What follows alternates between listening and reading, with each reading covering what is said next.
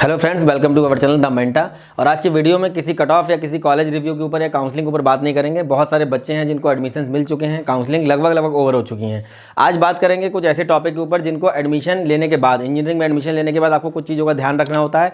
बहुत सारे बच्चे हैं जो केवल ये सोचते हैं कि मैंने अच्छा रैंक निकाला है और मैंने अच्छा परफॉर्म किया है, मेरे नंबर अच्छे हैं, मेरे मार्क्स अच्छे हैं, जैसा कि उनको बताया जाता है कॉलेज लेवल से लेकर के, स्कूल लेवल से लेकर के और कॉलेज लेवल तक। जैसा हमारी सोसाइटी, हमारे पेरेंट्स, हमारे टीचर्स, हमारे पेरेंट्स बताते हैं कि भाई जो बच्चा अच्छे नंबर लेके आएगा उसका फ्यूचर अच्छे से बिल्डअप होगा, जो बच्चा अच्छा होगा पढ़ने में वो अच्छी नौकरी लेगा, अच्छी जॉब लेगा। तो कुछ चीज़ें हैं जो बदल रही हैं समय के साथ में, और बहुत सारे ऐसे एवरेज स्टूडेंट हैं जिनको मैंने देखा है पिछले 8 सालों में।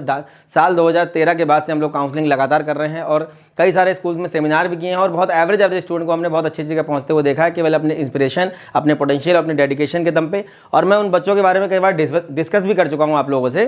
कई बार मैंने डिस्कस किया है कि कुछ बच्चे हैं जिनकी 8 लाख रैंक थी, 9 लाख रैंक थी, एवरेज स्टूडेंट थे। मतलब अभी साल 2018 से पहले जेईई मेंस का जो एग्जाम हुआ करता था, पहले IEEE के नाम से हुआ करता था, फिर जेईई मेन के नाम से हुआ करता था।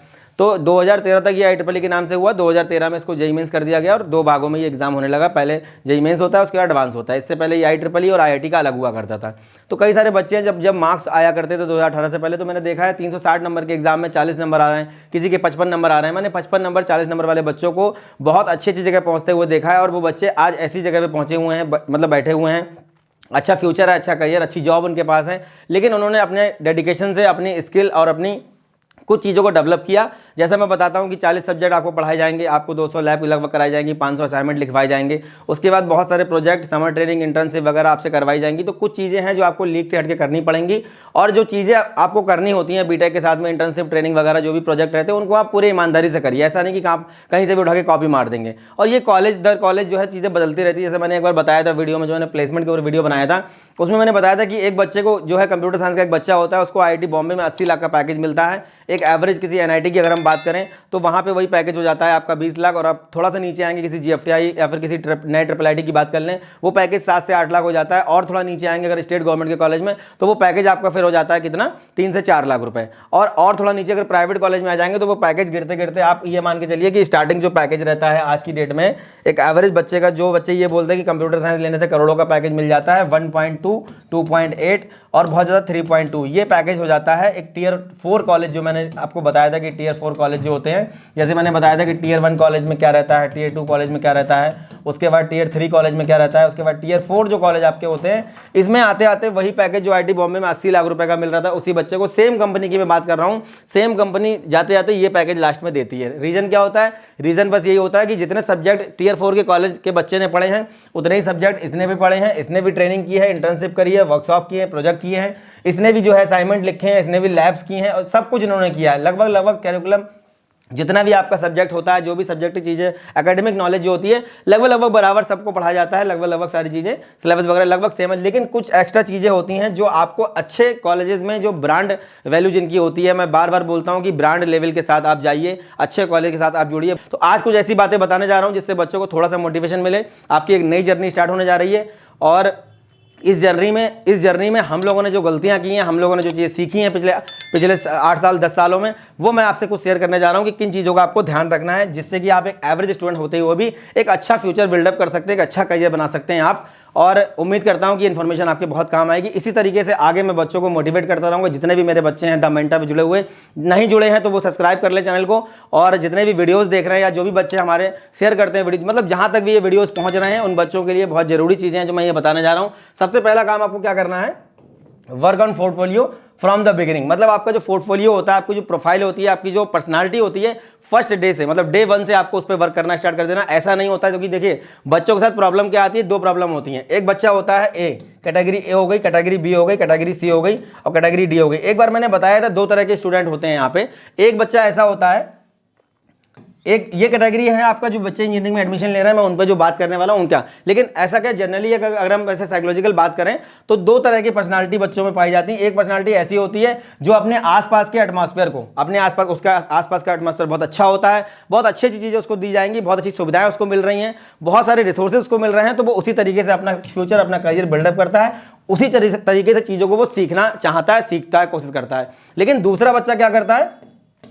दूसरे बच्चे को क्या करता है, इसको आप कैसा भी माहौल दे दीजिए, इसको कैसी भी माहौल में आप डाल दीजिए, इसको किसी भी तरीके से आप जो है किसी भी समय आप उसको शुरू कर दीजिए, ये अपनी जर्नी को स्टार्ट कर देता है। ये मेहनत करता है, स्ट्रगल करता है और स्ट्रगल करने के बाद उन चीज़ों वहाँ पे पहुँचने की कोशिश करता है और ये बराबर उतना ही अच्छा फ्यूचर अपना बिल्डअप करता है लास्ट में जाके, लेकिन इसको थोड़ी सी मेहनत ज़्यादा करनी पड़ती है। तो ये पोटेंशियल सबके अंदर नहीं होता। ये 2 कैटेगरी बच्चों की मैंने एक बार वीडियो में बताया था, आपका जो दूसरा वाला हमारा चैनल है लेवल अप, उसमें हमने बताया था आपको। तो मैं यहाँ थोड़ा सा बता दूँ कि जैसे कैटेगरी ए में हम मान लेते हैं कोई बच्चा है जो 12th में टॉप मार रहा है, बहुत अच्छा परफॉर्मेंस कर रहा है या जिसकी रैंक बहुत अच्छी है, ठीक है।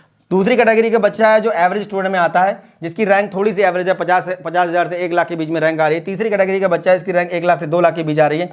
चौथी कैटेगरी का बच्चा है जिसकी रैंक 4 लाख 5 लाख के बाहर जा रही है। तो जितने भी ऐसे बच्चे हैं जिनकी रैंक 4 लाख से 5 लाख के बाहर, मैं यहाँ रैंक वाइज बता इसलिए रहा हूँ ताकि आपको बहुत अच्छे से समझ में आ जाए। बाकी मैं रैंक वाइज किसी बच्चे का क्लासिफिकेशन नहीं कर रहा हूँ, बस मैं आपको समझाना देना चाहता हूँ कि आपको किन चीज़ों का ध्यान रखना है। तो जो कैटेगरी ए वाले बच्चे हैं, ध्यान रखें सबसे पहली बात, आप पढ़ने में कितने भी अच्छे हों, आप कितने भी अच्छे टॉपर हों, जैसे कि अब्दुल कलाम ने कहा था कि अब आप एक क्लास में जो बैक बेंचर होता है वहाँ उसके पास भी अच्छा दिमाग हो सकता है। और दूसरी चीज़ मैं आपको बता दूं, जैसे मैंने आपको बताया, मैंने बहुत सारे बच्चों को 8 सालों में देखा है, 55 नंबर वाला बच्चा, जैसे कि पहले नंबर आया करते थे, परसेंटाइल आता है, 55 नंबर वाले बच्चे ने 20 लाख का पैकेज लिया है। 40 नंबर वाला बच्चे ने स्टार्टअप शुरू कर दिया है, अपनी कंपनी चला रहे हैं बच्चे। बहुत सारे बच्चे हैं जो टर्नओवर तो अपना अच्छा खासा कर ही रहे हैं, बाकी कई लोगों को एम्प्लॉयमेंट दे रहे हैं, उनको सैलरी दे रहे हैं, उनको जो है उनका घर चला रहे हैं। तो ये कई सारी चीज़ें हैं जो आपको बिल्डअप करनी पड़ेंगी, ये आपको बीटेक में नहीं सिखाई जाएंगी। तो पहले मैं बता दूं आपको, इंजीनियरिंग में एडमिशन लेने के बाद कुछ बातों का ध्यान रखना है बेहतर करियर के लिए। तो कैसे बेहतर करियर बनाना है आपको, मैं यहाँ पे कोई ट्रेनिंग प्रोग्राम ऐसा कुछ नहीं बताने वाला हूँ आपको, लेकिन कुछ चीज़ें हैं जिनका आप ध्यान रखोगे तो शायद ये कहीं ना कहीं आपके काम आएंगी, जिन चीज़ों का शायद हमें बताने वाला कोई नहीं था। हम लोगों ने जैसा भी किया, जैसे हो गया वैसे हो गया, लेकिन हम लोगों ने जो गलतियां की हैं, जो चीज़ें हम लोगों ने देखी हैं पिछले 8 सालों में, वो मैं शेयर कर। यहाँ पे लिखा हुआ है सोशलाइज वाइल परस्यूइंग बीटेक, मतलब क्या है कि आप बीटेक के साथ में आपको सोशल रहना पड़ेगा। आप कितने भी अच्छे स्टूडेंट हो, आप कितने भी अच्छे स्टूडेंट हो, कितनी भी अच्छी आप पढ़ने में अच्छे हो, टॉपर हो, कितनी भी अच्छी आपकी रैंक हो, लेकिन आपको सोशल रहना होगा कॉलेज कैंपस के अंदर। कॉलेज कैंपस के अंदर क्या होता है, स्टार्टिंग में जाते जाते बच्चे अपना ग्रुप बना लेते हैं। अब ग्रुप, ये बच्चा अच्छा है, ये मेरा दोस्त है, ये मेरा दोस्त नहीं है। ऐसे में क्या होता है कि आपको बहुत सारे ऐसे बच्चे होंगे जो पढ़ने में बहुत अच्छे होंगे, उनके पास एक्स्ट्रा स्किल्स होंगी, उनके पास सॉफ्ट स्किल्स होंगी, उनके पास सीखने की एबिलिटी होगी, वो नई नई चीज़ों पे वर्क करना पसंद करते होंगे। तो ऐसे में क्या होता है कि कुछ बच्चे स्टार्टिंग में क्या सोचते हैं कि नहीं नहीं, ये पढ़ाई में ध्यान नहीं देता, ये पढ़ाई में ध्यान नहीं दे रहा है, ये दुनियादारी से ज़्यादा मतलब रखता है, तो इसके साथ नहीं रहना। ऐसा कुछ भी नहीं है। आपको हर बच्चे के साथ में एक अच्छा बिहेवियर रखना है, आपको हर स्टूडेंट के साथ में अपना एक टीम, मतलब अपना अच्छी आपको तैयार करने का अच्छा ग्रुप आपको ज्वाइन करना है। तो सोशल रहना है, पता नहीं कब कौन सा बच्चा कहाँ पे किस काम आ जाए। कोई बच्चा अगर अच्छी कंपनी में कहीं पहुंच जाता है, या कोई भी स्टूडेंट ऐसा है जिसके कोई भाई या फिर कोई कजिन या फिर कोई पहले से उसका फ्रेंड किसी अच्छी कंपनी में जॉब कर रहा है या पहले से प्लेस्ड है, तो मैं बता दूं, अगर आपको प्लेसमेंट में कहीं दिक्कत आती है तो प्लेसमेंट में एक रेफरेंस चलता है, वो रेफरेंस आपको मिल सकता है। तो कोई कहीं भी काम आ सकता है। आपने एक लाइन पढ़ी होगी कि लीडर हमेशा सबको साथ लेके चलते हैं, आगे नहीं चलते हैं। तो ये आगे आगे भागने वाली चीज़ें आपको नहीं करनी कि मुझे आगे निकलना है, मुझे टॉप मारना है, मुझे ये करना है। ब्रांच चेंज करने के चक्कर में, जैसे बताया ना, ब्रांच चेंज करने का टॉप तो आपको करना है, लेकिन अच्छा स्टूडेंट होने के साथ साथ में एक अच्छा आपको एक अच्छी पर्सनालिटी भी आपको डेवलप करनी है। और ये बहुत काम आएगी आपके रिज्यूम में जब आप मेंशन करेंगे सारी चीज़ें कि आपने इतनी सारी चीज़ें। और हाँ, पढ़ाई के साथ साथ में आपको क्या है, जितने भी फेस्ट होते हैं, जितने भी कल्चरल प्रोग्राम होते हैं आपके अंदर या आपके कॉलेज के अंदर, जितने भी आपके प्रोग्राम होते हैं कॉलेज के अंदर, जितने भी कल्चरल प्रोग्राम होते हैं, जितने भी फेस्ट होते हैं, टेक फेस्ट होते हैं, उन सब में आपको पार्टिसिपेट करना है। मैं ये नहीं कह रहा कि आप लगातार करिए, लेकिन कुछ कुछ आपको फेस्टिवल में पार्टिसिपेट करना चाहिए, उससे आपको बहुत सारी चीज़ें सीखने को मिलेंगी। अब जैसे आप किसी एवरेज कॉलेज में पढ़ रहे हैं, जैसे आप बच्चे जीके हरिद्वार में पढ़ते हैं, अब IIT रुड़की में कोई प्रोग्राम होता है, अगर मुझे इन्फॉर्मेशन मिलती है, मैं उनको इन्फॉर्म कर देता हूँ भैया IIT में ऐसा कुछ चल रहा है, आप जाके उसको ज्वाइन कर लो। तो इस तरीके से आप अपने कॉलेज के अलावा दूसरे किसी कॉलेज में कोई प्रोग्राम चल रहा है या कोई ट्रेनिंग प्रोग्राम चल रहा है, उसको भी अटेंड कर सकते हो। तो आपको सोशल रहना है पहली बात तो कैंपस के अंदर, ये आपको बहुत काम आएगा। दूसरा क्या है, ऑलवेज टीम अप, एक टीम बना के चलनी है और टीम बढ़िया होनी चाहिए। उस टीम में सारे स्किल्ड पर्सन, जो भी आपके आसपास का एटमॉस्फेयर वाले अच्छे, जो भी आपके आसपास अच्छे मतलब पर्सनालिटी वाले लोग हैं, मतलब स्टूडेंट हैं आपके अच्छी पर्सनालिटी वाले, जो नया सीखने पे हमेशा वर्क पे काम करते हैं, कुछ ना कुछ नया पढ़ाई के अलावा भी। मतलब ये नहीं होना चाहिए कि बच्चों के अंदर कि भैया हम तो केवल पढ़ाई वाले बच्चों के साथ रहेंगे, हमें तो केवल पढ़ना है और हम केवल रट्टाफिकेशन वाली चीज़ों पे ध्यान देंगे। कैसे होता है ना, केवल दिन रात जैसे बोलते हैं बच्चे कि भाई बहुत इतना पढ़ता है उतना पढ़ता है। पढ़ाई को घंटे में आंकने की जरूरत नहीं है, आपको बहुत समय मिलेगा। बीटेक को इसीलिए सेमेस्टर में बांटा गया है, बहुत सारी चीज़ें मिलेंगी। विंटर आपका जो है छुट्टियाँ होंगी, समर की छुट्टियाँ होंगी, उसमें भी बहुत सारी चीज़ें मिलेंगी। बताई थी आपका जो है 40 सब्जेक्ट होंगे, उसके बाद 200 लैब होंगी, 500 असाइनमेंट होंगे, प्रोजेक्ट होगा, ट्रेनिंग होगा, बाइवा होगा। इसके अलावा आपको इन चीज़ों का बहुत ध्यान रखना है। एक टीम अपने आसपास बिल्डअप करिए और उस टीम में अपनी एक वैल्यू मेंटेन करिए। वैल्यू तभी मेंटेन होगी जब आप कुछ नई नई चीज़ों को सीखने के लिए खुद तत्पर होंगे और आप नई नई चीज़ें सीखने वाले लोगों के साथ जुड़ना पसंद करेंगे। उसके बाद take extra classes and learning skills, जितनी भी अगर जो भी आपको खाली समय मिलता है आप उसमें एक्स्ट्रा क्लासेस ले सकते हैं। अब ये एक्स्ट्रा क्लासेस क्या हो सकती हैं? एक्स्ट्रा क्लासेस क्या हो सकती हैं? फर्स्ट ईयर को तो आप छोड़ दीजिए, लेकिन आप सब सेकंड ईयर में पहुंचेंगे।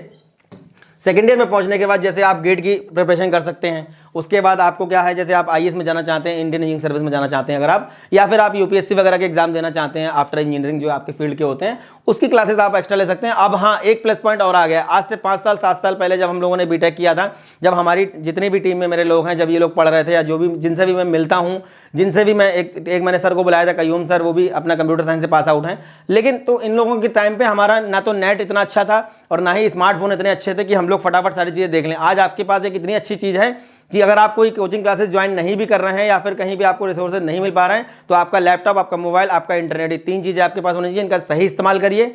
स्नैपचैट, इंस्टाग्राम, फेसबुक, इनसे थोड़ा डिस्टेंस बना के रखिए। ऐसा नहीं कि इस पर आना नहीं, बिल्कुल आना है। अपनी कम्युनिटी के लोगों को जोड़ के रखिए, अपने आसपास के जितने भी लोगों की जरूरत है उन तक सीमित रहिए।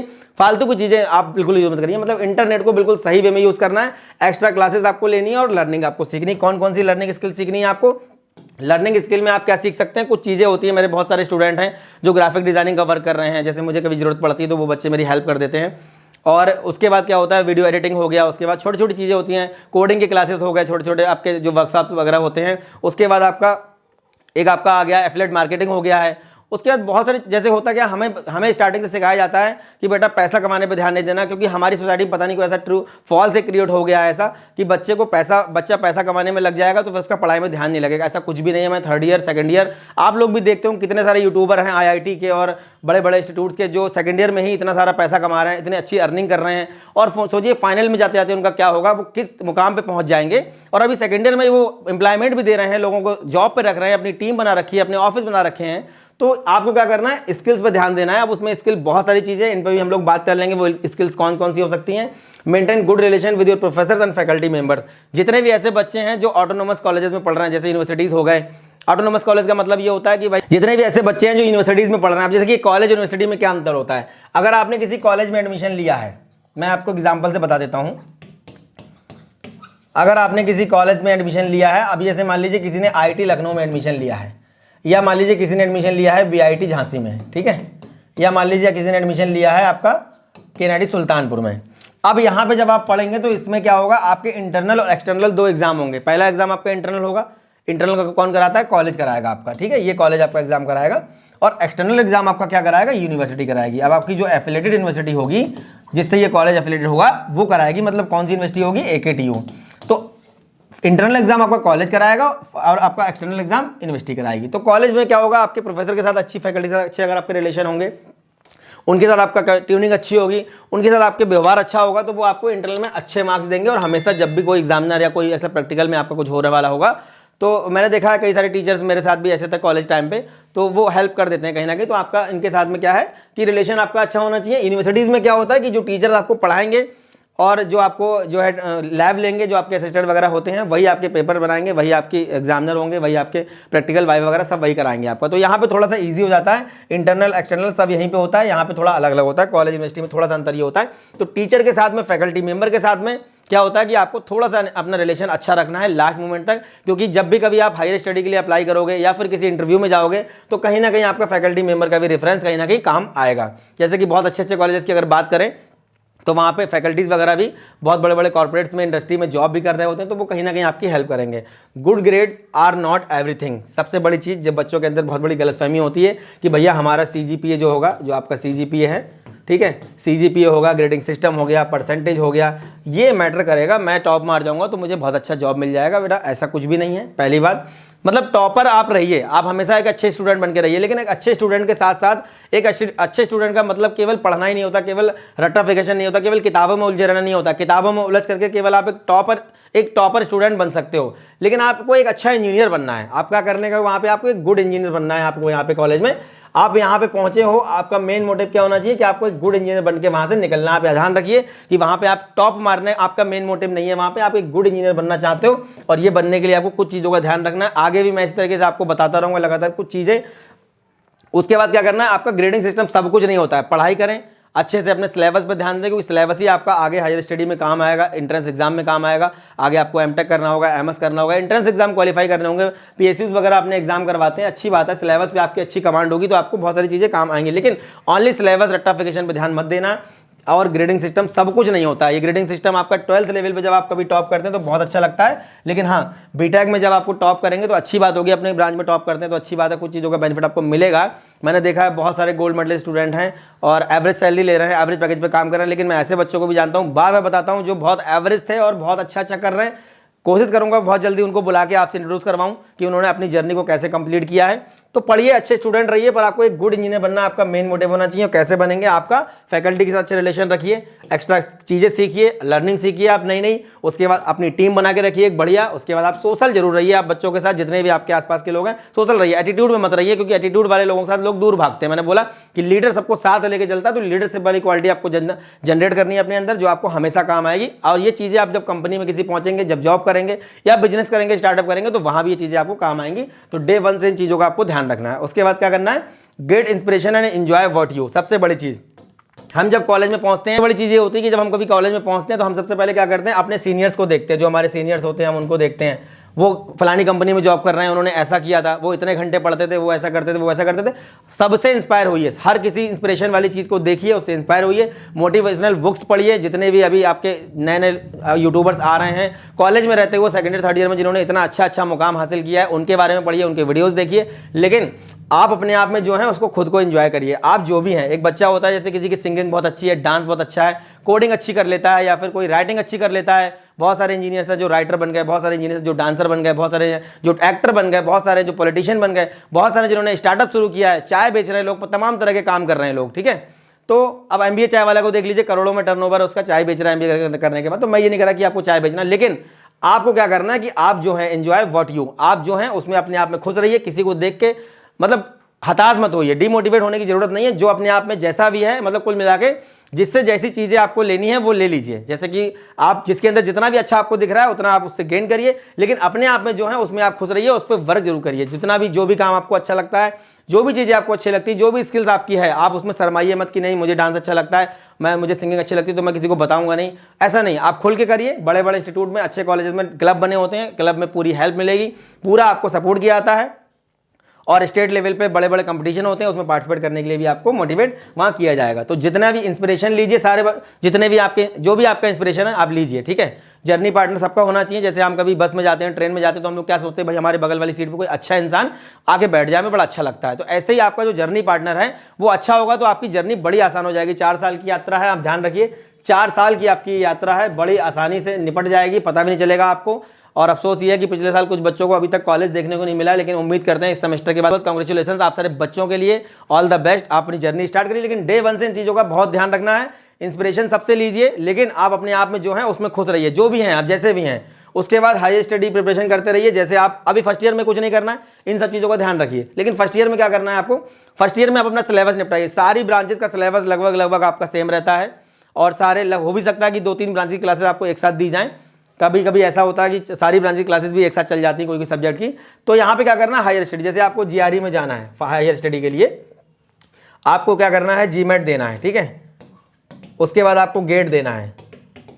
ये जो एग्जाम्स हैं, टॉफल देना है, आइल्स देना है, कोई भी एग्जाम आपको देना है, इन सारे एग्जाम की प्रिपरेशन आप सेकेंड ईयर से स्टार्ट कर दी। या आपको कैट देना है, आप एमबीए में जाना चाहते हैं, आप मैनेजमेंट में जाना चाहते हैं, कैट का एग्जाम आपको देना है, तो इन सारी चीज़ों की प्रिपरेशन आप सेकेंड ईयर से स्टार्ट कर दीजिए। मैंने बताया था कि अभी कुछ समय पहले इंटरनेट और मोबाइल इतने स्मार्ट नहीं हुआ करते थे, लेकिन आज की डेट में आपके हाथ में एक मोबाइल है और इंटरनेट की स्पीड बहुत है। तो ऐसे में क्या होना है कि 5G भी लॉन्च हो गया है, बहुत जल्दी सबके हाथ में 5G भी आ जाएगा। तो इन सब चीज़ों का आपको यूज़ करना है। हायर स्टडी की प्रिपरेशन आप शुरू सेकेंड ईयर से स्टार्ट कर सकते हैं। इसमें आपकी फैकल्टी, आपकी टीम, आपके जो आसपास के लोग होंगे, आपके आसपास के दोस्त मित्र यार होंगे। और दूसरी चीज़ होती है कि भाई दूसरे स्कूल्स में जो बच्चे पढ़ रहे हैं, कभी कभी क्या होता है कि मेरा कोई फ्रेंड पहुंच गया, IIT बच्चा पहुंचता है, अब वो किसी एवरेज कॉलेज में रह गया, तो मैं रिक्वेस्ट करना चाहता हूँ कि भैया आप जितने भी दोस्त हो, कोई अच्छे कॉलेज में पहुँच गया, बहुत ऊपर के कॉलेज में, कोई एवरेज में रह गया, तो आप आपस में मित्रता बनाए रखिए, एक दूसरे से कम्युनिकेट करते रहिए। आपको वहाँ के एटमॉस्फेयर के बारे में पता चलेगा कि भाई इस कॉलेज में क्या चल रहा है, उसमें क्या चल रहा है। ये सारी चीज़ें आपस में आप अपना जो है ट्रांसफर करते रहेंगे, तो सारी चीज़ें आपको अच्छी आसान हो जाएंगी आगे के लिए। Utilise your summer and winter. तो जो समर एंड विंटर आपका सेशन, जो छुट्टियां होती हैं समर विंटर की, वो आपको कैसे यूटिलाइज करनी है, इसमें आपको कम्युनिकेशन स्किल पे आप वर्क कर सकते हैं, जैसे आप इंग्लिश पे वर्क कर सकते हैं, आपको इंग्लिश अच्छी करनी है या फिर कोई और लैंग्वेज सीखना चाहते हैं। इसके बाद मेन चीज आती है कोडिंग। जितने भी बच्चे हैं जिनको CS नहीं मिल पाई है, अफसोस करने की जरूरत नहीं है, कोडिंग कर सकते हैं। आर्टिफिशियल इंटेलिजेंस की ट्रेनिंग चल रही है, मशीन लर्निंग की ट्रेनिंग चल रही है, मैटलैब चल रहा है, बहुत सारी लैंग्वेजेस हैं, जावा है, उसके बाद आपका एंड्रॉयड है। इन सारी चीज़ों पे बड़े बड़े इंस्टीट्यूट, जहाँ आपका IIT कानपुर हो गया, उसके बाद आपका IIT रुड़की हो गया, IIT आपका दिल्ली हो गया, IIT आपका बॉम्बे हो गया, IIT मद्रास हो गया, IIT आपका बॉम्बे हो गया, ठीक है। ये सारे IITs में क्या है, डाटा साइंस हो गया, ये आपकी चीज़ों पे वर्क आप कर सकते हो। जितना आपको खाली टाइम मिलता है, लगभग 20 दिन का आपको मिलेगा जो है ब्रेक, यहाँ पे जो है जाड़ों में, मतलब सर्दियों में 20 दिन का ब्रेक मिलेगा और गर्मियों में लगभग आपको 45 डेज का ब्रेक मिलता है। तो इन सारी चीज़ों को आप यूटिलाइज कर सकते हैं, इन चीज़ों में सीखते रहिए धीरे धीरे। अगर आपको सॉफ्टवेयर इंडस्ट्री में जाना है, अगर मैं फिर बोल रहा हूँ कंप्यूटर साइंस नहीं मिला, अफसोस करने की जरूरत नहीं है, मैंने वीडियो डाला था कैसे आपको MNC में, कैसे आपको सॉफ्टवेयर इंडस्ट्री में जॉब लेनी है, उन सारी चीज़ों में मैं बहुत अच्छे से बता चुका हूँ। स्कॉलरशिप मेन थिंग है, मैं इसको मुझे पहले बताना चाहिए था। जैसे ही आप BTech में एडमिशन लेंगे, आफ्टर एडमिशन आपको करना क्या है, सबसे पहले जिन बच्चों का फाइनेंशियल बैकग्राउंड मान लो अच्छा नहीं है, तो उनको क्या है, स्कॉलरशिप कौन कौन सी होती है। तो आप जिस स्टेट से बिलोंग करते हैं, पहली बात मान लीजिए आप यूपी से बिलोंग करते हैं, उत्तराखंड से बिलोंग करते हैं, तो एक आपका यूपी स्कॉलरशिप का फॉर्म आने वाला है, ठीक है, इसका आप आ चुका है, आप इसका भर सकते हैं फॉर्म, यूपी स्कॉलरशिप का फॉर्म भर सकते हैं। उसके बाद आपका एक आता है नेशनल स्कॉलरशिप पोर्टल, NSP बोलते हैं इसको।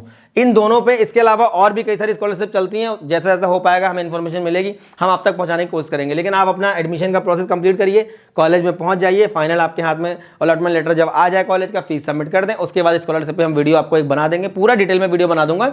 मेरा एक स्टूडेंट है शोएब अख्तर, जीजू शॉर्ट ट्रिक साइंस के नाम से उसका एक चैनल है, वो भी स्कॉलरशिप इंटर्नशिप के ऊपर वीडियोस बनाता रहता है। यहाँ पे क्या होता है कि जैसे आपका समर ट्रेनिंग की मैं बात कर रहा हूँ, यहाँ पे मैं आपको एक चीज़ और बता दूँ, यहाँ पे क्या है, आप ट्रेनिंग कर सकते हैं, इंडस्ट्रियल ट्रेनिंग होती है, वोकेशनल ट्रेनिंग होती है, उसके बाद समर ट्रेनिंग होती है।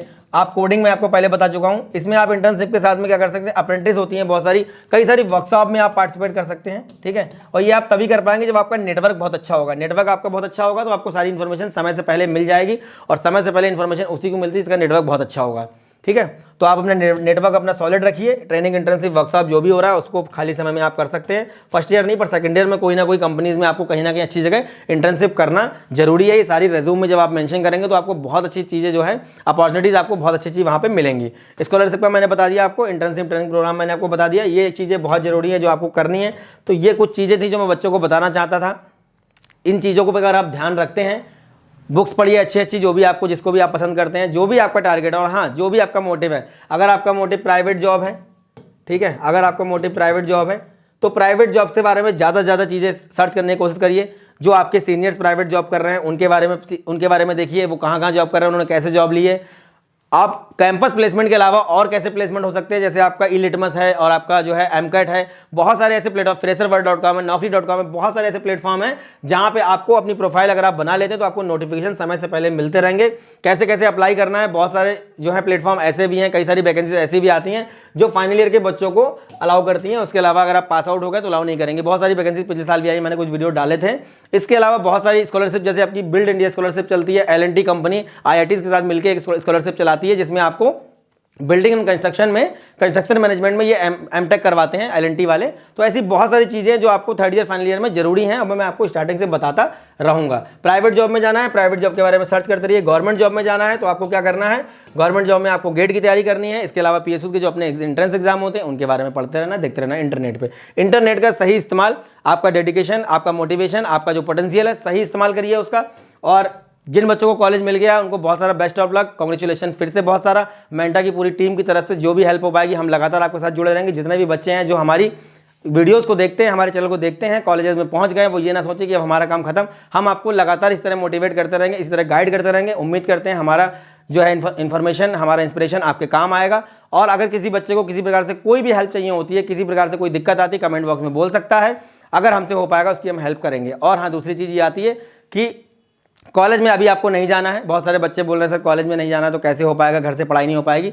एक सेमेस्टर की दिक्कत है, एक सेमेस्टर के बाद आपको कॉलेज में बुला लिया जाएगा।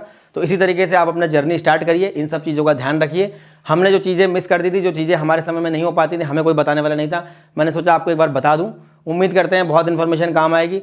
और नेक्स्ट वीडियो में मिलेंगे किसी अच्छे टॉपिक के साथ। तब तक के लिए धन्यवाद, थैंक यू वेरी मच। इसी तरीके से आप लोग जो है हमारे साथ जुड़े रहिए द मेंटा के साथ। द मेंटा की पूरी टीम आपके साथ है। Thank you very much.